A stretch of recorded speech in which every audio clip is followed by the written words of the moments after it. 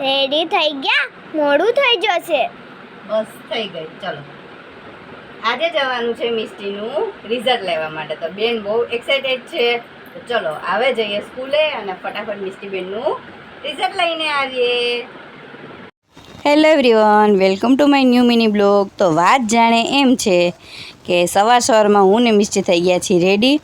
આજે જવાનું છે સ્કૂલે. તો બેસી ગયા રિક્ષામાં અને નીકળી ગયા સ્કૂલે જવા માટે. અને નીરવાબેન ઉઠી ગયા હતા તો સ્કૂલે પહોંચવામાં આજે લેટ બી થઈ ગયું હતું અને ફાઇનલી પહોંચી ગયા સ્કૂલે. અને પહેલાં તો મિસ્ટીબેને પડાવી લીધા મસ્ત મજાના ફોટા. જો એટલું મસ્ત પ્લાન્ટ હતા બધા. અને બજો અહીંયા બધા ટીચર્સ રિઝલ્ટ આપવા માટે બેઠેલા હતા. અને પેરેન્ટ્સ તો એના બાળકોનું રિઝલ્ટ જોઈને આજે એટલા ખુશ થતા હતા. અને પછી ફાઇનલી મિસ્ટીને બી ટીચર્સે એનું રિઝલ્ટ અને મસ્ત મજાની ગિફ્ટ આપી દીધી.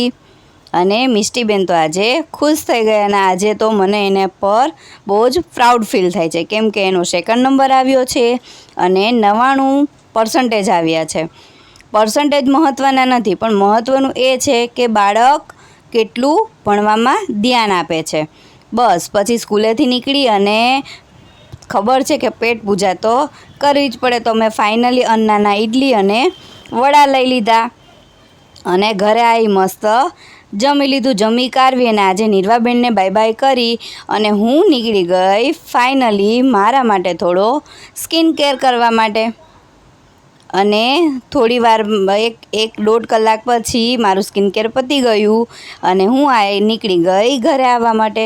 તાપ પણ બહુ જ હતો તો રસ્તામાંથી મેં લઈ લીધી મસ્ત મજાની લચ્છી, સોડા અને 2 બાળકો માટે માઝા.